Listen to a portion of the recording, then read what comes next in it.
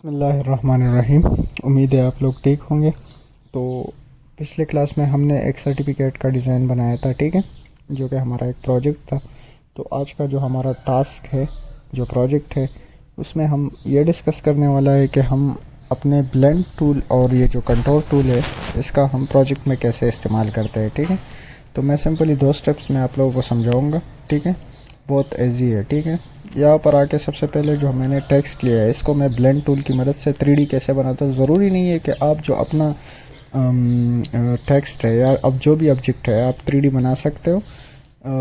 आप extrude tool का use करके मतलब उसको 3D बना दो, कोई ऐसा वाला सीन नहीं है। आप ब्लेंड टूल का इस्तेमाल करके भी अपनी टेक्स्ट वगैरह को 3D बना सकते हो, ठीक है। तो सिंपली मैं यहाँ पर अभी जो टेक्स्ट लिया हूँ, तो इसको मैं सबसे पहले एक दूसरे के जो इसका स्पेस दिखाई दे रहा है आप लोगों को, तो यहाँ पर आके मैं स्टेप नंबर 1 में मैं इसका जो स्पेस है ये मैं थोड़ा कम कर देता हूँ, ठीक है। इसको थोड़ा नज़दीक लेकर जाता हूँ, ठीक है। इसको मैंने नज़दीक लेकर आया, फिर यहाँ पर आके मैं सिंपली, आप लोगों को एनवेलप टूल दिखाई दे रहा होगा, तो यहाँ पर मैं एनवेलप टूल सेलेक्ट कर देता हूँ, ठीक है। फिर ये प्रॉपर्टीज़ बार में जो आप लोगों को ऊपर ये ऑप्शंस दिखाई दे रहे हैं, तो यहाँ से आपने सिंगल आर्क मोड को जो है ना अप्लाई करना है, ठीक है। तो इसको अप्लाई करने के बाद आपने सिंपली इस वाले नोट पे क्लिक करके कंट्रोल शिफ्ट प्रेस करना है और इसको थोड़ा ऐसे ड्रैग करो, ठीक है।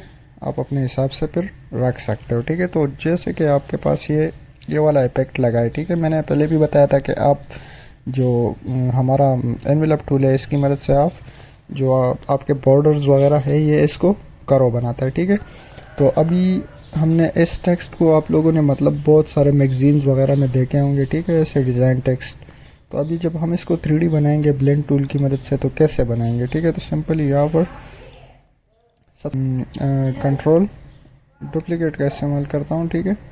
और यहाँ पर मैं इसको थोड़ा ऐसे अंदर के साइड ड्रैग करता हूँ, ठीक है। और फिर यहाँ पर इसको लेकर आके यहाँ पर मैं इसको पेक्स कर देता हूँ, ठीक है। इतना करने के बाद ये जो आपका टेक्स्ट है इसको आप कलर दे दीजिए रेड कलर, ठीक है। और आपका जो ये टेक्स्ट बना है इसको ब्लैक ही रहने दे, ठीक है। अभी हम यहाँ पर आते हैं और अपना ब्लेंड टूल उठाते हैं, ठीक है। तो ब्लेंड टूल उठाने के बाद आपने सिंपली ये जो आपका है इसको आप ड्रैग करो, ठीक है, कुछ इस तरह।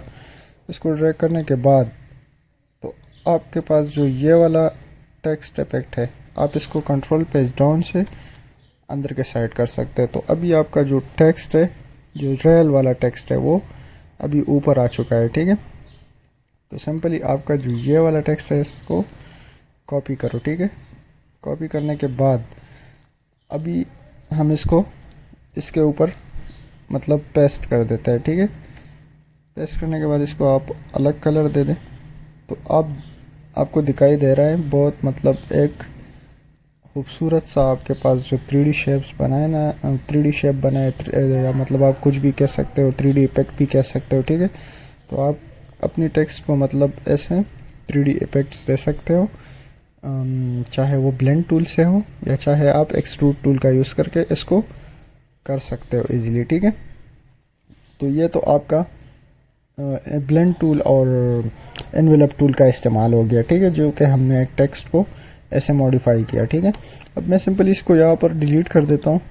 और यहाँ पर अगर हम आप लोगों ने कुछ चीज़ें नोटिस की हो, तो यहाँ पर अगर आप जब कॉपी ले लेते या डुप्लीकेट ले लेते हैं, ठीक है, किसी भी ऑब्जेक्ट का, ठीक है, तो वो आपके पास एक्यूरेट अपनी जगह पे पेक्स नहीं आता। अगर सेकंड आप इसके अंदर दूसरा रेक्टेंगल फिट करना चाहते हैं, तो हम सिंपली क्या करते हैं, एक डुप्लीकेट ले लेते हैं और इसको मैं छोटा कर देता हूँ, तो आपके पास ये पेक्स नहीं आता, ठीक है। कुछ इस तरह आता है, तो साइड से थोड़ा बड़ा छोटा जैसा हो जाता है, तो फिर ये मसला करता है, ठीक है। तो उसके लिए आप सिंपली इस पर क्लिक करो और आ जाओ यहाँ पर आपके पास जो कंट्रोल टूल है इसको सेलेक्ट करो। और अभी अब की जो आप ऑब्जेक्ट है इसको थोड़ा अंदर के साइड ऐसे ड्रैग करो, तो अभी आपको परफेक्टली दिखाई दे रहा है कि जो आपका शेप बना है, ठीक है, ये अलग अलग बना है, ठीक है। तो बिल्कुल आप जब बॉर्डर बनाएंगे ना, तो इससे आपकी जो कंट्रोल टूल है इससे आपकी बिल्कुल परफेक्ट जो बॉर्डर है वो बन जाएगी, ठीक है। तो ये तो आज की थी हमारी शॉर्ट प्रोजेक्ट्स जो कि मैंने आप लोगों के साथ शेयर किए हैं। इंशाल्लाह जब नेक्स्ट क्लासेस में हम और प्रोजेक्ट्स आपके लिए इसी तरह लेकर आएंगे और आपका जो डिज़ाइनिंग है वो हम इम्प्रूव करेंगे, ठीक है। तो उसके लिए आपने करना है कि हमारे चैनल को सब्सक्राइब करना है, ठीक है, और जितना भी हो सके शेयर करो आगे, ठीक है। मैं आप लोगों को मतलब इसलिए कह रहा हूँ क्योंकि ये डिज़ाइनिंग जो है ना ये आपकी बहुत काम आने वाली है, ठीक है। बहुत सारे लोग तो एआई के यूज़ करके मतलब डिज़ाइनिंग करते हैं, तो मैं सिंपली पहले क्लास में आप लोगों को ये बताया था कि एआई का यूज़ करके आप कोरल ड्रा के जैसे डिज़ाइनिंग नहीं बना सकते, ठीक है।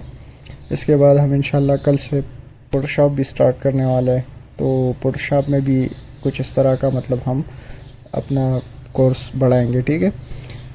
तो यहाँ पर ख़त्म करते हैं अपने क्लास को, इंशाल्लाह मिलते हैं नेक्स्ट क्लास में। चैनल को ज़रूर सब्सक्राइब करना, बस दुआओं में याद रखना, और अल्लाह हाफ़िज़।